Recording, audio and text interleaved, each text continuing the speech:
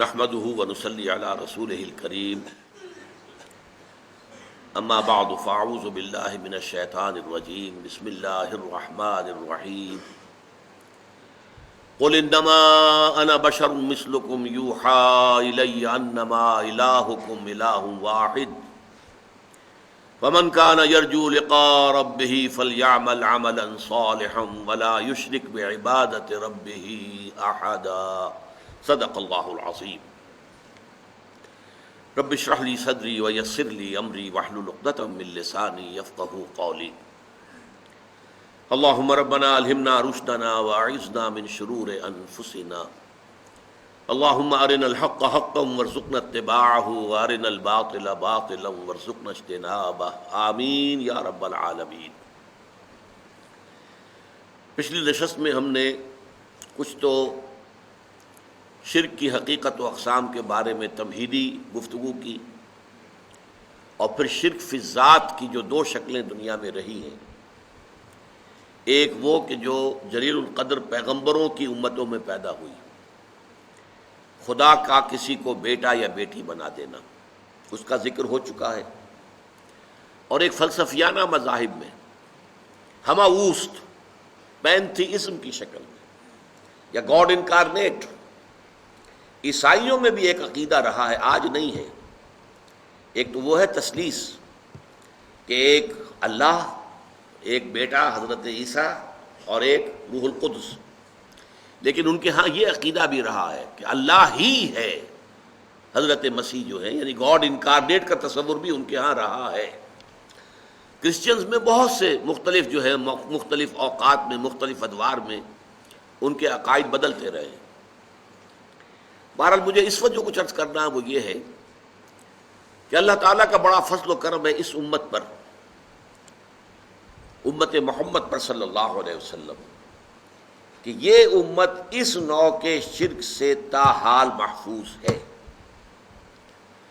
اگرچہ عوام الناس کے درجے میں یا شاعروں کی مبالغہ آرائی میں نعتیں کہتے ہوئے جب حدود سے تجاوز کر دیا جاتا ہے اس میں کچھ شائبہ پیدا ہو جاتا ہے،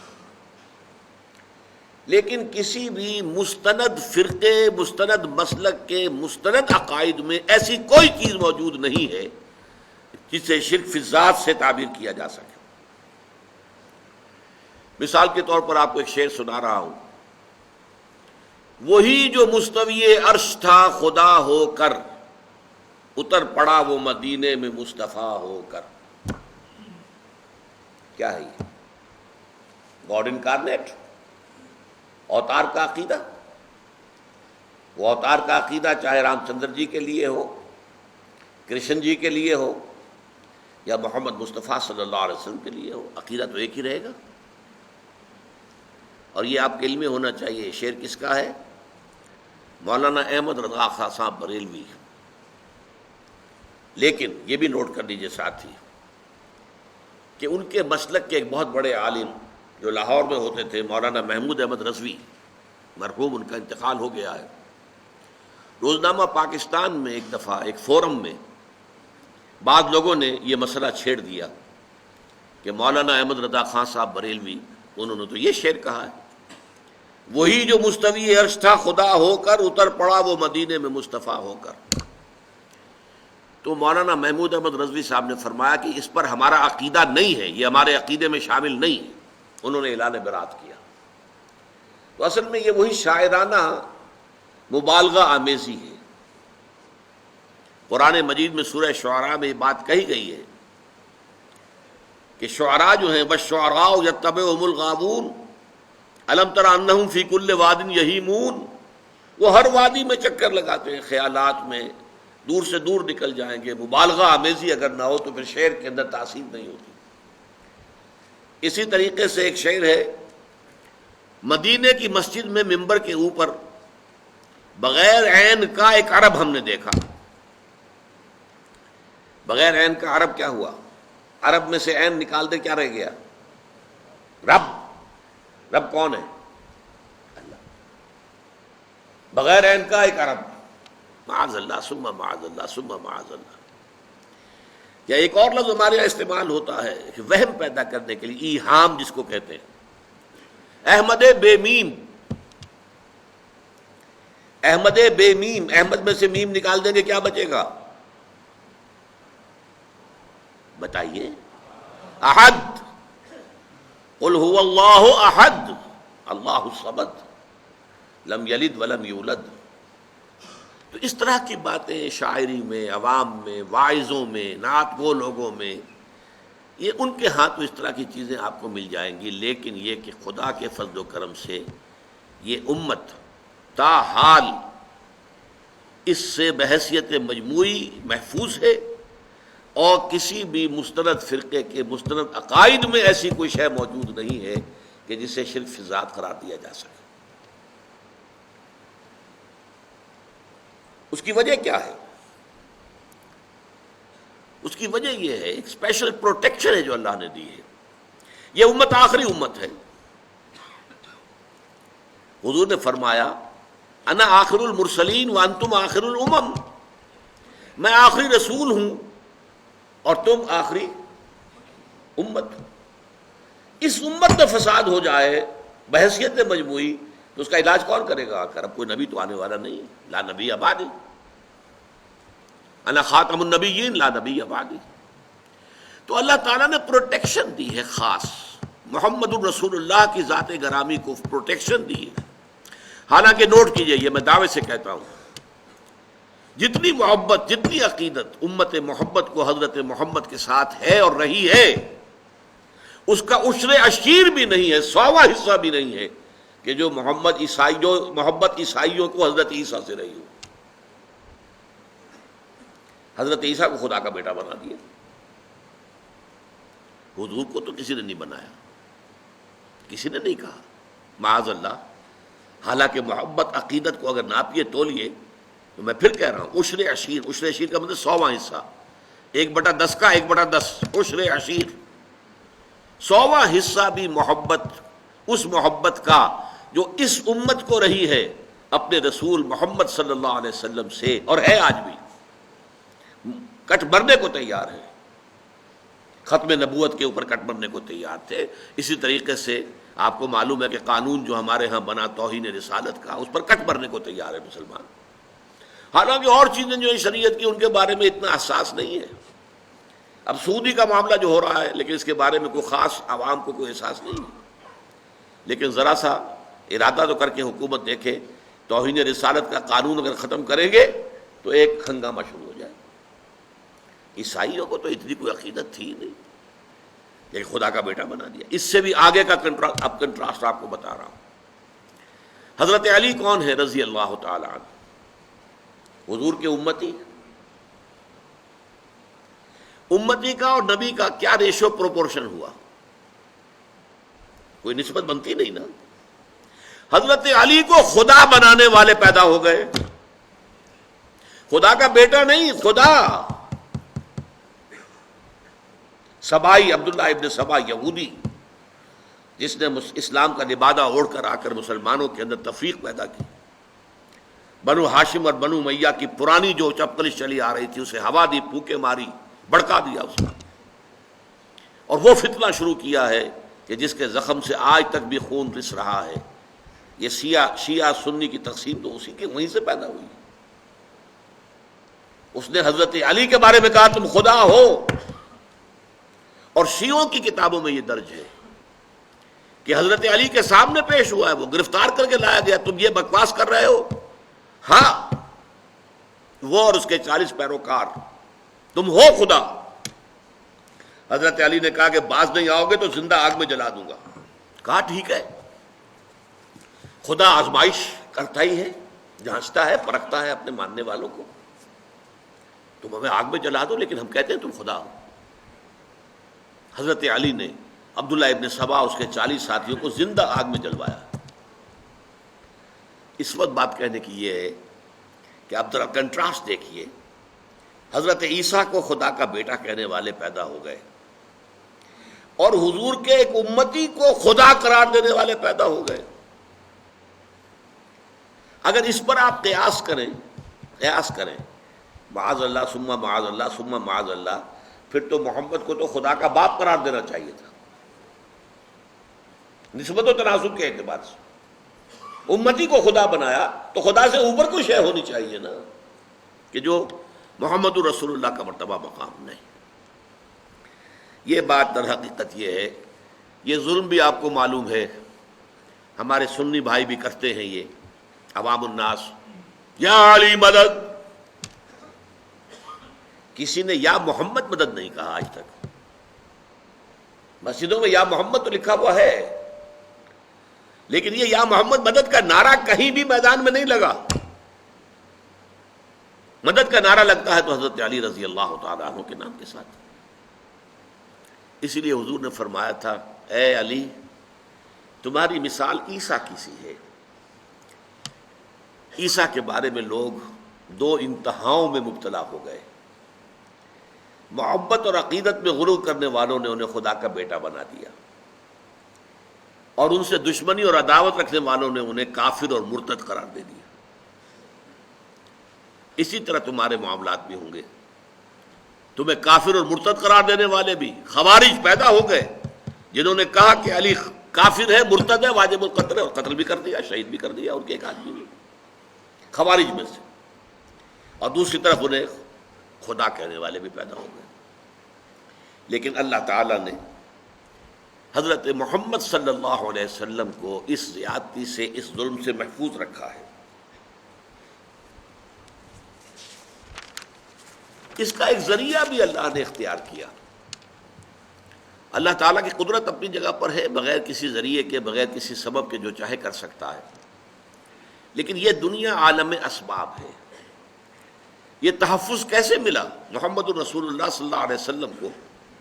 اس نوع کے شرک سے اللہ نے کیسے محفوظ رکھا ہے کہ آپ کی ذات کے ساتھ ایسی کوئی بات جو ہے وہ منسوب نہیں کی جا سکی. پہلی بات یہ، قرآن مجید میں آپ کی بشریت کو بہت نمایاں کیا گیا کہ آپ بشر ہیں. سورہ بنی اسرائیل میں آتا ہے کہ مکے کے جو سردار تھے قریش کافر، انہوں نے کہا کہ اچھا یہ ہمیں کر کے دکھا دو، یہ معجزے دکھا دو، تمہارے لیے ایک محل تیار ہو جائے فوراً دیکھتے ہی دیکھتے، ایک باغ ہو یہاں پر مکے کی سنگلاخ زمین میں بے آب و گیا وادی کے اندر، کھجوروں کا انگوروں کا باغ ہو اور اس میں چشمہ بھی بہہ رہا ہو، یہ کر کے دکھا دو. آسمان پہ چڑھ کے دکھا دو، آسمان کا کوئی ٹکڑا ہم پر گرا کے دکھا دو، کچھ تو کر کے دکھاؤ نا تاکہ ہم تمہیں مانے کہ تم اللہ کے رسول ہو. ساری باتوں کا جواب کیا دیا گیا؟ قل سبحان ربی هل کنت الا بشرا رسولا. اے نبی کہہ دیجئے میرا رب پاک ہے، وہ سب کچھ کر سکتا ہے، لیکن میں نے تو کبھی دعویٰ نہیں کیا، میں نے خدا ہونے کا دعویٰ تو نہیں کیا ہے. میرا دعویٰ تو یہ ہے کہ میں بشر ہوں، اللہ کا اور رسول ہوں. میں بشر ہوں اور اللہ کا رسول ہوں، یہ دعویٰ ہے میرا. یہی دیکھیے آپ آخری آیت سورہ کہف کی،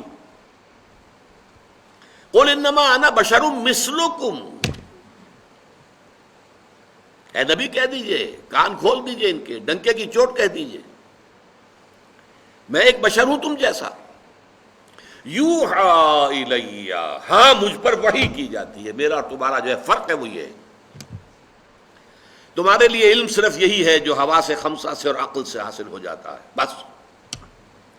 میرے پاس ایک اور ذریعہ علم ہے، وہ وحی کا ہے. یوحی الی، میں ہوں تو بشر تم جیسا. قل انما انا بشر مثلکم یوحی الی، مجھ پر وحی کی جاتی ہے. انما الہکم الہ واحد، کہ تمہارا الہ تو بس ایک ہی الہ ہے، ایک ہی معبود ہے جو تنہا ہے، اکیلا. تو بشریت کو نمایاں کرنا حضور صلی اللہ علیہ وسلم کی قرآن مجید میں جو بار بار آتا ہے، یہ ایک ذریعہ بن گیا کہ وہ تصورات دوسرے جو ہیں وہ لا کر شامل نہ کیے جا سکے. اس معاملے میں سورہ تغابن کی 2 آیات جو بڑی اہم ہیں. وہاں فرمایا گیا ہے کہ پچھلی جو قومیں آئیں جن کے پاس رسول آئے، جب رسول ان کے پاس آئے اور وہ انہوں نے کفر کیا تو کیا کہا انہوں نے؟ اب بشر یہدوننا فکفروا وتولوا واستغنى اللہ. کیا بشر ہمیں ہدایت دیں گے؟ ہمیں ہدایت دینے کے لیے فرشتہ آتا تو ہم مان لیتے، یہ تو ہمارے جیسا بشر ہے. اس کے بھی 2 ہاتھ، ہمارے بھی 2 ہاتھ، اس کے بھی 2 آنکھیں، ہماری بھی 2 آنکھیں، اس کو بھی پیٹ لگا ہوا ہے، کھانے کو مانگتا ہے، ہمارا بھی پیٹ ہے، کھانے کو مانگتا ہے، یہ بھی بازاروں میں گھومتا پھرتا ہے، مال حاضر رسول یمشی فی الاسواق ویاکل الطعام، کھانا کھاتا ہے، بازاروں میں گھومتا ہے، تو یہ رسول کیسے ہو سکتا؟ اب دیکھیے، یہی ایک بیماری ہے جس کا ریورس بعد میں آیا. بیماری ایک ہی ہے، ظہور مختلف شکلوں میں ہوتا ہے، سمپٹمز مختلف ہیں. ان کافروں نے یہ کہہ کر رسول ماننے سے انکار کر دیا کہ یہ تو بشر ہے، رسول کیسے ہو سکتے ہیں. اور بعد میں امتوں میں جب گمراہی آئی، جنہوں نے رسول مان لیا انہوں نے بشریت کا انکار کر دیا. یہ رسول ہے، بشر کیسے ہو سکتے ہیں؟ بیماری ایک ہی ہے، ظہور 2 شکلوں میں ہو رہا ہے. اس بات کو اچھی طرح سمجھ لیجیے. قل انما انا بشر مثلکم یوحی الی انما الہکم الہ واحد. دوسری بات، قرآن مجید میں حضور پر بھی وقتاً فوقتاً جو گرفت ہوئی ہے، ٹوکا گیا ہے، کہیں کہیں عتاب کا رنگ ہے، عتاب کا رنگ ہے، غصے کا رنگ ہے. میں اب اس سے زیادہ کوئی ثقیل لفظ استعمال کر نہیں سکتا حضور کی شان میں کوئی اور لفظ، لیکن عتاب کا لفظ میں نے بہت ڈرتے ڈرتے استعمال اس لیے کر دیا کہ حضرت عبداللہ ابن ام مکتوم کے بارے میں حضور نے خود یہ لفظ استعمال کیا،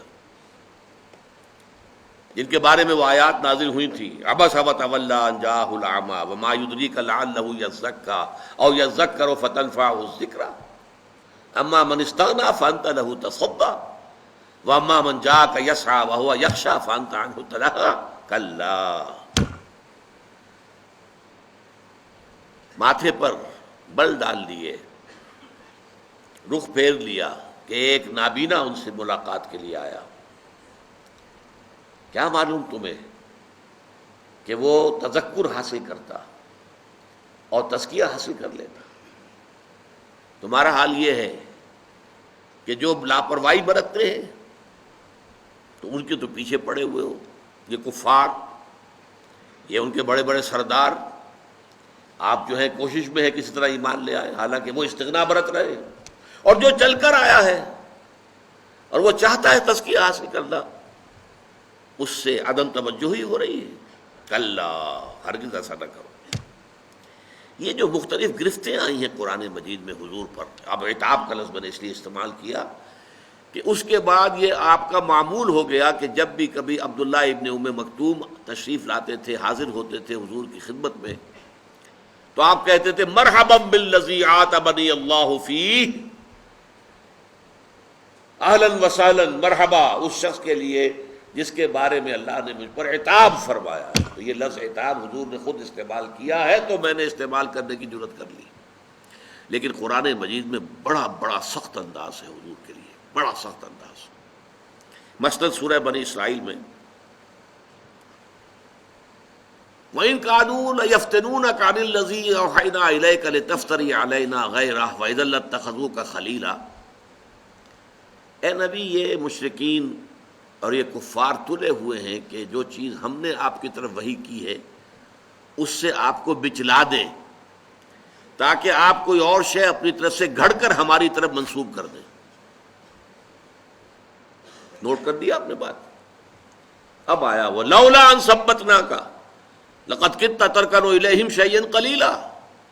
اگر ہم نے ہی آپ کے پاؤں کو جما نہ دیا ہوتا تو عین ممکن تھا کہ آپ ان کی طرف کچھ نہ کچھ جھک ہی جاتے. اور اگر ایسا ہو جاتا اِذًا لَأَذَقْنَاكَ ضِعْفَ الْحَيَاةِ وَضِعْفَ الْمَمَاتِ، تو اس شکل میں ہم آپ کو اے نبی دنیا میں بھی عذاب دگنا دیتے اور آخرت میں بھی دگنا عذاب دیتے. ثم لا تجد لك علينا نصيرا، اور پھر آپ ہمارے مقابلے میں کسی کو اپنا مددگار نہ پاتے، کوئی آپ کو ہماری پکڑ سے، ہماری سزا سے بچا نہ سکتا. یہ بھی انداز جو ہے قرآن مجید کا، اور بہت سے مقامات ہیں. یہ تو میں نے چند جو ہے نمونہ مشترک از خروارے آپ کے سامنے رکھ دی. یہ بھی در حقیقت ایک بہت بڑا ذریعہ بنا ہے اس کا کہ یہ جو الوہیت کو حضور کے ساتھ متصف کر دینا. ایک اور واقعہ تو اور جو بہت مشہور ہے، ویسے حضور نے کبھی بد دعا نہیں دی، لیکن ایک موقع پر ایک جملہ ایسا نکل گیا جس کے اندر بد دعا کا رنگ تھا، واضح طور پر بد دعا بھی نہیں تھی وہ۔ غزوہ احد میں جب آپ زخمی ہوئے ہیں اور آپ کے چہرے پر وار پڑا ہے تلوار کا، اور آپ کے رخسار مبارک کی ہڈی جو ہے اس کے اندر زخم ہوا، اور آپ کے 2 دانت جو ہے وہ شہید ہوئے، خود جو پہنا ہوا تھا اس کی 2 کڑیاں آپ کی اس ہڈی کے اندر، رخسار کی ہڈی کے اندر گھس گئیں۔ انہیں جب نکالنا چاہا، ایک صحابی نے دانت پکڑ کر کھینچا تو ان کے دانت نکل گئے، وہ نہیں نکلی، اور پھر کسی اور نے کسی طریقے سے نکالا ہے تو خون کا فوارہ چھوٹا ہے۔ پھر اس پر حضور کی زبان مبارک سے الفاظ نکل گئے، کیف یہد اللہ قوما خضبوا وجہ نبیہم بالدم، اللہ اس قوم کو کیسے ہدایت دے گا جس نے اپنے نبی کے چہرے کو خون سے رنگین کر دیا۔ فوراً آیت اتر آئی، لیس لک من الامر من شیء، لیس لک من الامر شیء، اے نبی آپ کے پاس اختیار کوئی نہیں ہے، اما یعذبہم، اللہ چاہے گا تو انہیں عذاب دے گا، اما یتوب علیہم، اللہ چاہے گا ان کی توبہ قبول کر لے گا۔ یہ اختیار ہمارا ہے، اٹس اور پریروگیٹو، انگریزی میں آپ کہیں گے یہ ہمارا جو ہے یہ خاص اختیار ہے، پریروگیٹو ہے، اس میں کسی کو دخل نہیں ہے۔ اور عجیب یہ تاریخ کا واقعہ بڑا عجیب ہے کہ وہ حادثہ جس شخص کی وجہ سے ہوا، خالد ابن ولید، اس لیے کہ وہی تھے کمانڈر، کیولری جو تھی، رسالہ جو تھا کفار کا، مشرکین کا، اس کے کمانڈر وہ تھے، ایمان نہیں لائے تھے، کافر تھے، مشرک تھے۔ انہوں نے دیکھ لیا کہ وہ اب جو درہ ہے جہاں پر 50 تیر انداز حضور نے کھڑے کیے تھے وہ خالی ہو گیا، پورے احد کا چکر دے کر ادھر سے آ کر جو حملہ کیا ہے، پھر 70 صحابہ شہید ہو گئے، حضور مجروح ہوئے اور بے ہوش ہو گئے، اس لیے کہ اتنا خون بہہ گیا کہ ذوف کی وجہ سے بے ہوشی طاری ہو گئی، مشہور ہو گیا کہ حضور کا انتقال ہو گیا۔ وہی خالد ابن ولید ہے جن کو اللہ تعالیٰ نے حضور ہی کی زبان مبارک سے خطاب دلوایا، خالد سیف من سیوف اللہ، خالد تو اللہ کی تلواروں میں سے ایک تلوار ہے۔ تو پہلی بات میں نے عرض کی کہ اللہ تعالیٰ نے قرآن میں حضور کی بشریت کو بہت نمایاں کیا، اور اس ضمن میں صاحبزادہ فیض الحسن صاحب کا ایک قول آپ کو سنا دوں۔ اگرچہ ایک صاحب نے مجھ سے یہ کہا کہ آج کل حالات بہت بدل گئے ہیں، اور اس وقت جو ہے یہ جو غلط عقائد ہیں وہ بڑے طوفانی انداز میں ہمارے معاشرے میں پھیل رہے ہیں، تحریک کی شکل اختیار کر لی ہے نا، جیسی تبلیغی جماعت کی ایک تحریک تھی، اس کو دیکھ کر کچھ اور مسلک کے لوگوں نے بھی سوچا کہ ہماری بھی اسی طرح کی تحریک ہونی چاہیے، تو تحریک کے مقابلے میں تو پھر تحریک چاہیے۔ عشق خود ایک سیل ہے، سیل کو لیتا ہے تھام، جو سیلاب ہے اس کو روکنے کے لیے سیلاب چاہیے۔ بہرحال اب وہ یہ چیزیں بڑے سیلاب کے انداز میں پھیل رہی ہیں، لیکن یہ کہ بریلوی مکتب فکر کے بہت بڑے عالم، بڑی شخصیت تھے صاحبزادہ فیض الحسن، ان کی زبان سے خود میں نے سنا اپنے کانوں سے منٹگمری میں ایک جلسے میں تقریر کے دوران کہ لوگوں کیا ہم عربی نہیں جانتے؟ تمہارا کیا خیال ہے ہم جاہل ہیں؟ کیا ہم نہیں جانتے قرآن کہتا ہے قل انما انا بشر مثلکم؟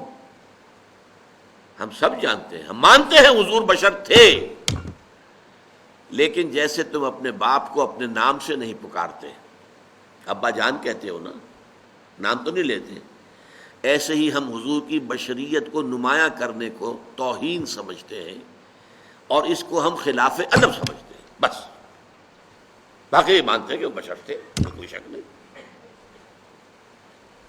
یہ بڑا معتدل ایک انداز تھا، لیکن شاید اب یہ انداز بھی ختم ہو رہا ہو، میں نہیں کہہ سکتا۔ گمراہی بڑھتی ہے تو پھر وہ اس کی حدیں جو ہے وہ کوئی رہتی نہیں ہے، کہیں کسی جگہ پر قائم نہیں رہتی۔ تیسری چیز، حضور نے خود اتنی احتیاط برتی ہے، حضور نے لوگوں کو روک دیا کہ میری آمد پر کھڑے مت ہوا کرو۔ یہ کس قدر احتیاط کی بات ہے، اسی طریقے سے آپ مجلس میں ایسے بیٹھتے تھے کہ پہچاننا مشکل ہو جاتا تھا کہ حضور کون سے ہیں. یہ نہیں کہ کوئی مسند لگی ہوئی ہے، خاص گاؤ تکیے لگے ہوئے ہیں، اور کوئی خادم جو ہے مورچھل لے کر جو ہے اوپر سے مورچھل جیسے کوئی پیر صاحب ہوں، اور وہ ان کا جو حال ہو جاتا ہے چاہے کتنے ہی چھوٹے سے پیر ہوں، ان کی بھی جو نشست ہوتی ہے، نہیں، حضور کی نہیں تھی. صورتحال آپ نے اپنے آپ کو بالکل انسانی سطح پر رکھا ہے، بالکل بشری سطح پر رکھا ہے، اپنے ساتھیوں کے ساتھ بالکل مل جل کر، بلکہ گھل مل کر آپ رہے. اور اس میں اس حد تک جو ہے احتیاط برتی ہے. ایک مرتبہ ایک صحابی کی زبان سے الفاظ نکل گئے، ما شاء اللہ و ما شئت، جو اللہ چاہے اور جو آپ چاہیں. فوراً ٹوک دیا، اجعلتنی للہ ندن، کیا تم نے مجھے اللہ کا مد مقابل بنا دیا ہے؟ یہ وہ ند ہے، وہ لفظ لا ضد لہ ولا ند لہ ولا مثل لہ ولا مثال لہ ولا مثیل لہ. آپ جمعوں کے خطبوں میں یہ سنتے ہوں گے تکرار کے ساتھ الفاظ ضد، مد مقابل. ضد وہ ہے مد مقابل جو سامنے آ کر چیلنج کر سکے آپ کو، وہ ضد ہے، ند.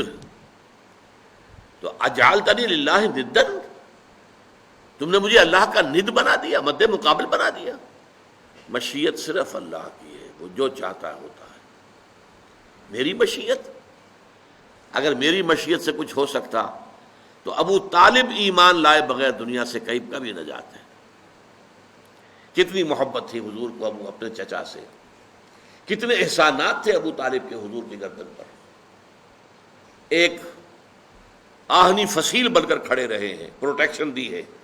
اور پورا بنو ہاشم کا خاندان ہے کہ سردار تھے بنی ہاشم کے، تو بنو ہاشم ان کے حکم سے ادھر ادھر ہو سکتے ہی نہیں تھے. قبائلی نظام بڑا مضبوط تھا، اور وہ حضور کا پشت پناہ بنا رہا آخر وقت.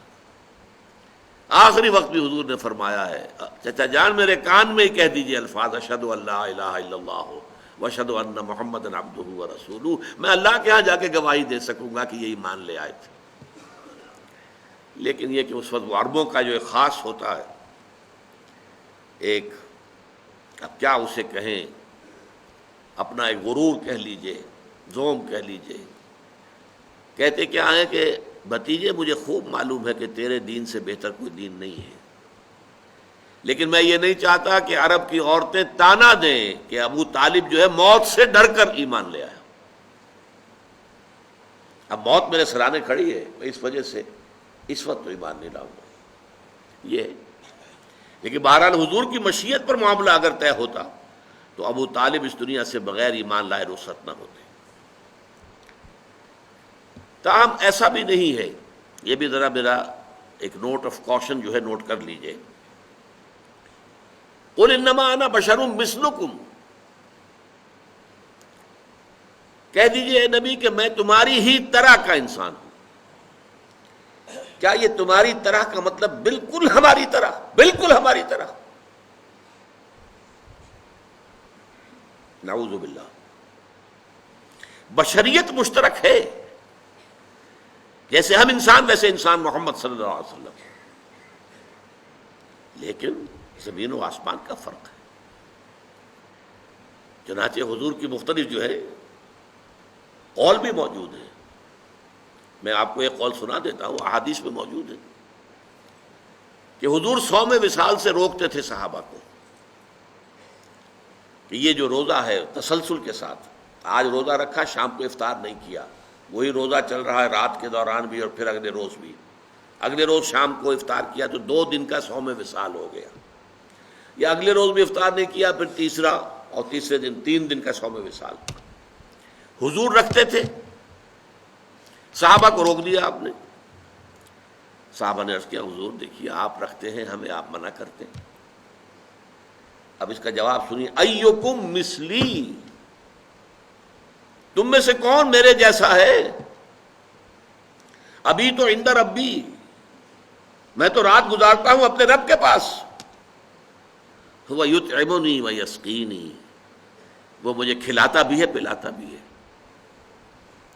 تو ہم جیسا بالکل ہم جیسے نہیں ہیں. حضور اپنی پشت کی طرف سے بھی دیکھتے تھے، ہم تو نہیں دیکھتے. تو بالکل ہم جیسے یہ کہیں اگر خیال آپ کا آ گیا تو یہ بہت بڑی محرومی ہو جائے، بہت بڑی محرومی، بہت بڑی محرومی۔ سب سے بڑا تو جو ہمارے اور آپ کے درمیان حد فاصل ہے کہ آپ پر وحی آتی ہے، وہ تو قرآن مجید میں کہہ دیا گیا، قل انما انا بشر مثلکم یوحی الی، مجھ پر وحی آئی ہے۔ لیکن یہ کہ اور آپ کے مقامات اور جس طریقے سے اللہ تعالیٰ نے آپ کو جو درجات عطا فرمائے ہیں، جو آپ کے خواص ہیں، ان خواص میں سے ایک جو میں نے ابھی بتایا آپ کو کہ آپ اپنی پشت سے بھی دیکھتے تھے، جو ہمارے لیے ممکن نہیں۔ ایک مسئلہ اس میں ذرا اور ٹیڑھا ہے، میں وہ بھی حل کر دینا چاہتا ہوں۔ کیونکہ بشریت کا معاملہ آ گیا ہے تو ہمارے ہاں عوامی سطح پر یہ بڑی بحث ہے کہ حضور نور ہے یا بشر ہے۔ صاحبزادہ فیض الحسن صاحب کی بات آپ کو میں سنا چکا ہوں کہ ہم مانتے ہیں کہ کیا جانتے ہو، ہم جاہل ہیں، ہم نے قرآن نہیں پڑھا، ہم عربی نہیں جانتے، ہم جانتے ہیں آپ بشر تھے، لیکن آپ کی بشریت کو نمایاں کرنے کو ہم آپ کے خلاف سوء ادب سمجھتے ہیں۔ لیکن جب مسئلہ بن جائے کہ آپ بشر نہیں تھے نور تھے، یا نور نہیں تھے بشر تھے، یہ دونوں سٹیٹمنٹس ایکولی رانگ ہیں۔ آپ بشر تھے نور نہیں تھے یہ بھی غلط، آپ نور تھے بشر نہیں تھے یہ بھی غلط۔ حقیقت کیا ہے؟ دیکھیے حقیقت یہ ہے، ہر انسان کے اندر ایک نور ہے۔ وہ نور کیا ہے؟ روح، روح نورانی ہے۔ اقبال نے بہت خوبصورت شعر کہا ہے، نقطۂ نوری کے نام او خودی، اسی سے ہے یہ سیلف، میں، انا، یہ در حقیقت اسی روح کا ظہور ہے۔ نقطۂ نوری کے نام او خودی، زیر خاک ما شرار زندگی، میرا وجود خاکی ہے لیکن اس میں یہ نور بھی ہے۔ مغربی فلاسفہ بھی کہتے ہیں دی ڈیوائن سپارک، انسان کے اندر ایک شعلہ ملکوتی ہے، خدائی، یہ نور ہم میں سے ہر ایک میں ہے۔ لیکن نور نور کا فرق ہے، جیسے سورہ حدید اور سورہ تحریم دونوں میں آیا ہے، قیامت کے دن ہر مومن کو نور عطا کیا جائے گا، جس کی روشنی میں وہ پل صراط کا جو مشکل مرحلہ ہے وہ طے کر لیں گے۔ لیکن وہ اپنی کوانٹیٹیو اعتبار سے اس کے درجات اتنے مختلف ہوں گے، حضور نے فرمایا کسی کو تو نور ایسا ملے گا کہ مدینے سے اس کی روشنی صنعاء تک جا پہنچے گی، یمن۔ میں جب بھی یہ حدیث بیان کرتا ہوں میرے ذہن میں آتا ہے ابو بکر صدیق کا نور اس درجے کا ہوگا، خود حضور کا تو اس سے بھی بہت بلند ہوگا، لیکن مخلوق میں سے، امت میں سے حضرت ابو بکر کا نور اس درجے کا ہوگا۔ اور کسی کا نور اتنا ہوگا کہ صرف قدموں کے سامنے روشنی ہو جائے گی، جیسے ٹارچ کی روشنی ہوتی ہے۔ اور یہ بھی بڑا خوش قسمت ہوگا کہ ٹارچ اگر مل جائے تب بھی آدمی راستہ تو چل پڑتا ہے نا، گڑھا تو نظر آ جاتا ہے، گڑھے سے بچ جائے گا، سانپ کے بل سے تو بچ جائے گا، یہ سانپ کا بل ہے اس سے بچ کر نکلے، لہذا وہ بھی بہت بڑا خوش قسمت ہوگا۔ منافقین وہ ہوں گے جن کو سرے سے کوئی نور نہیں ملے گا۔ تو یہی تفاوت ہے ہمارے نور میں، جو میرے اندر نور ہے آپ کے اندر نور ہے، ہم میں سے کسی میں زیادہ ہے کسی میں کم ہے۔ محمد عربی کا وہ نور روحانی آپ کے پورے وجود کے اوپر تک غالب ہے، مستولی ہے، چھایا ہوا ہے۔ اسی حقیقت کو آپ نے اس طرح بیان فرمایا کہ آپ نے ایک مرتبہ فرمایا کہ ہر انسان کے ساتھ ایک شیطان ہے۔ کسی نے پوچھ لیا جرأت کر کے حضور آپ کے ساتھ بھی ہے؟ فرمایا ہاں ہے، لیکن میں نے اسے مسلمان کر دیا ہے تو صحیح۔ حضور کی بشریت بھی ہے، بشریت کے تقاضے بھی ہیں، لیکن آپ کی روحانیت ہے، اور روحانیت کی نورانیت ہے، وہ بشریت کے اوپر روحانیت اتنی غالب آ گئی ہے کہ اسے ہم کہہ سکتے ہیں کہ آپ مجسم نور تھے، لیکن نفی نہیں کی جائے گی، آپ بشر بھی تھے نور بھی تھے۔ آپ بشر بھی تھے، آپ آمنہ اور عبداللہ کی اولاد تھے، بیٹے تھے، آپ عبد المطلب کے پوتے تھے، آپ ہاشمی تھے، قرشی تھے، آپ انسان تھے، آپ کھانا کھاتے تھے، آپ کو تکلیف بھی ہوتی تھی، آپ کے اوپر جادو تک بھی اثر کر جاتا تھا، یہ ہوا ہے۔ بشریت کی نفی کیسے کر دیں گے؟ آپ کے وار پڑا ہے تو خون کا فوارہ چھوٹا ہے، اور خون زیادہ چلا گیا ہے تو آپ بے ہوش بھی ہوئے ہیں، کیسے نفی کر دیں گے؟ لیکن یہ کہ آپ کی نورانیت جو ہے، روح کی نورانیت، روح محمدی، اس کی نورانیت نے اس پورے وجود بشری کو ڈھانپ لیا ہے، اور اس اعتبار سے ہم کہیں کہ آپ نور مجسم تھے تو کوئی غلط نہیں۔ تو آپ نور بھی تھے اور بشر بھی تھے، ان میں سے کسی ایک پہلو کی نفی بھی کرنا میرے نزدیک بہت بڑی غلطی ہے، بلکہ میں اسے گمراہی سے بھی تعبیر کروں گا۔ شرک فی الذات کی بحث تو یہاں ختم ہوئی، اب جو چند منٹ باقی ہیں اس میں شرک فی الصفات کا مسئلہ جو ہے اس کو اصولی طور پر جان لیجئے۔ شرک فی الصفات کا مسئلہ بڑا ٹیڑھا ہے، اس لیے کہ اس میں ایک پیچیدگی ہے۔ پیچیدگی کیا ہے؟ ہماری زبان کی محدودیت ہے کہ ہم وہی لفظ ایڈجیکٹیوز کی حیثیت سے، صفات کی حیثیت سے جو مخلوق کے لیے استعمال کرتے ہیں وہی خالق کے لیے استعمال کرتے ہیں۔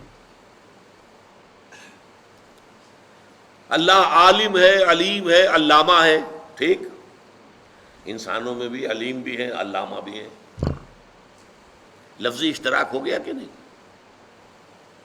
اللہ کا بھی وجود ہے، ہمارا بھی وجود ہے، اللہ میں بھی قدرت ہے، ہم میں بھی قدرت ہے، اللہ بصیر ہے، ہم بھی بصیر ہیں، اللہ سمیع ہے، ہم بھی سمیع ہیں۔ یہ الفاظ ہمارے مشترک ہیں، لیکن ان کے مفاہیم زمین و آسمان کا فرق ہے۔ جب ایک لفظ اللہ کے لیے بولا جائے گا تو اس کا مفہوم کیا ہوگا، اور جب وہی لفظ مخلوق میں سے کسی کے لیے بولا جائے گا تو اس کا مفہوم کیا ہوگا، زمین و آسمان کا فرق۔ وہ تین ہیں کارڈینل پرنسپلز، ان کو آپ نوٹ کر لیجئے، یاد کر لیجئے، حفظ کر لیجئے۔ اللہ کا وجود ذاتی ہے، کسی اور نے انہیں عطا نہیں کیا ہے۔ مخلوق کا وجود ذاتی نہیں ہے، عطائی ہے، اللہ نے وجود دیا ہے تو ہوا۔ اسی طرح اللہ کی صفت ذاتی ہے، کسی کی عطا کردہ نہیں ہے۔ مخلوق کی صفات عطائی ہیں، اللہ نے عطا کی ہے تو حاصل ہوئی۔ نمبر دو، اللہ کا وجود قدیم ہے، ہمیشہ سے، ہمیشہ سے، ہمیشہ سے۔ مخلوقات کا وجود حادث ہے، پہلے نہیں تھا پھر ہو گیا۔ اسی طرح اللہ کی صفات بھی قدیم ہیں، ہمیشہ سے ہیں، اور مخلوق کی صفات بھی حادث ہیں، پہلے نہیں تھی پھر ہو گئی۔ اللہ کا وجود لا متناہی ہے، لا متناہی، باؤنڈ لیس، مطلق، بے انتہا، اور مخلوقات کا وجود متناہی ہے، لمیٹڈ ہے، محدود ہے۔ اسی طرح اللہ کی صفت غیر متناہی، باؤنڈ لیس، جبکہ مخلوقات کی صفات متناہی ہیں، محدود ہیں،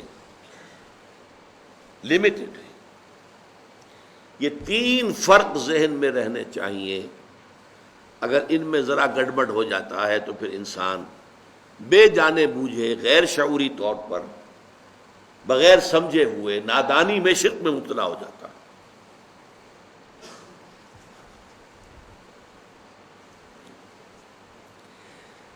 اب اس میں سے مثلاً ایک مسئلہ میں یہاں اس پر ڈسکس کر لیتا ہوں۔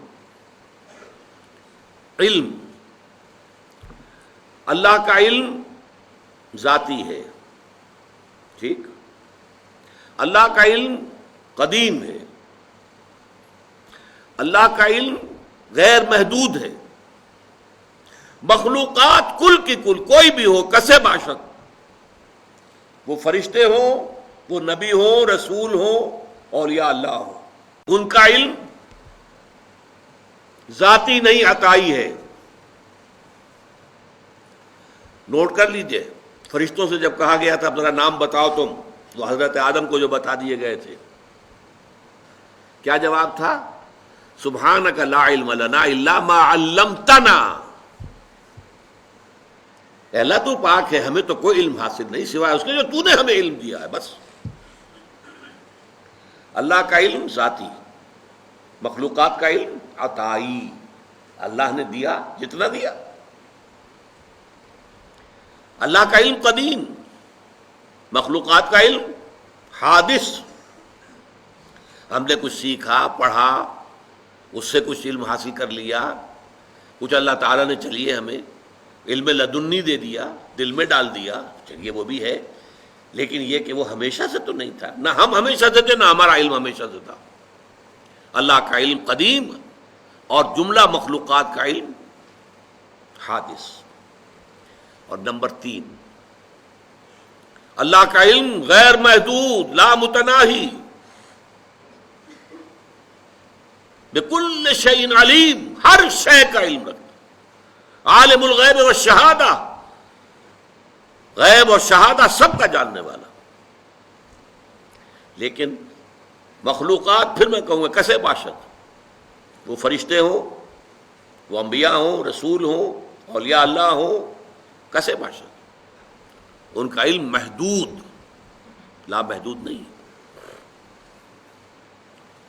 یہ 3 مسئلے ہیں جن سے حل ہوتا ہے معاملہ علم غیب کا، جو بڑا جھگڑا ہے، حضور کو علم غیب حاصل تھا یا نہیں۔ اس میں جو اصل ٹرک ہے، مسئلے کو حل کرنے کے لیے جو اصل کلید ہے وہ کیا ہے؟ پہلے غیب کو معین کر لیں، غیب کسے کہتے ہیں؟ بعض لوگوں نے اس کی ڈیفینیشن یہ کر لی، غیب کا علم وہ ہے کہ جو از خود حاصل ہو جائے خدا کے دیے بغیر۔ اس معنی میں تو کسی کو کوئی علم حاصل ہی نہیں، کوئی اختلاف ہو نہیں سکتا۔ یہ جو شہادہ اور غیب کی اصطلاحات قرآن مجید میں آتی ہیں، وہ اس اعتبار سے آتی ہیں کہ ایک وہ چیزیں جو ہماری نگاہوں کے سامنے ہیں، ہم اپنی آنکھوں سے دیکھ سکتے ہیں، اور آنکھوں کے لیے ہم نے ٹیلیسکوپ بھی ایجاد کر لیے، مائکروسکوپ بھی ایجاد کر لیے، اس سے دیکھ سکتے ہیں۔ ایک وہ عالم ہے جو ہماری نگاہوں سے پوشیدہ ہے، فرشتے ہماری نگاہوں سے پوشیدہ ہے، وہ نہ ٹیلیسکوپ سے نظر آئیں گے نہ مائکروسکوپ سے نظر آئیں گے۔ عالم آخرہ، جنت دوزخ ہماری نگاہوں سے پوشیدہ ہے۔ یہ عالم غیب ہے ہمارے لیے۔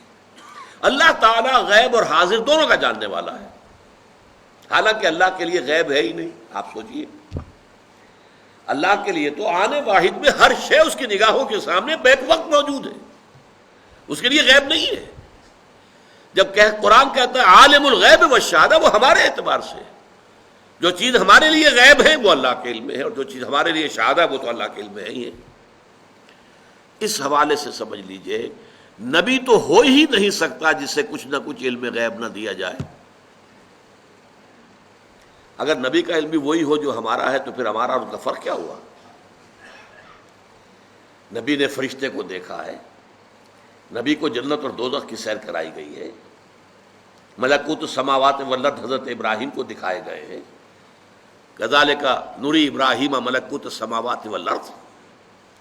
معراج میں حضور کو کیا کچھ دکھایا گیا ہے؟ یہ اگر یہ چیزیں غیب کی ہیں نا، اگر یہ چیزیں وحی فرشتہ یہ غیب ہے نا، تو غیب کا علم نہ دیا جائے تو نبی کہاں ہوا؟ وہ تو پھر عام انسان ہے۔ قل انما انا بشر مثلکم یوحی الی، وحی آ رہی ہے میرے پاس، تو یہ از خود غیب سے معاملہ آ رہا ہے۔ البتہ کل غیب جو ہے وہ اس کی نفی ہو جائے گی، کل غیب نہیں۔ چنانچہ یہ میں نے باقاعدہ ایک بریلوی عالم دین سے گفتگو کی تھی، ابھی میں طالب علم تھا، میڈیکل کالج میں پڑھ رہا تھا، تو انہوں نے جا کے اپنی کتابیں مجھے دکھائیں کہ دیکھیے ہم مانتے ہیں حضور کا علم ذاتی نہیں عطائی ہے، نمبر 1۔ حضور کا علم قدیم نہیں حادث ہے، نمبر 2۔ حضور کا علم لا محدود نہیں محدود ہے۔ تو میں نے کہا پھر میرا تو آپ سے کوئی جھگڑا نہیں ہے، 3 باتیں آپ واقعی مان لیں تو پھر میرا کوئی جھگڑا نہیں، میرا اختلاف تو ختم ہو گیا۔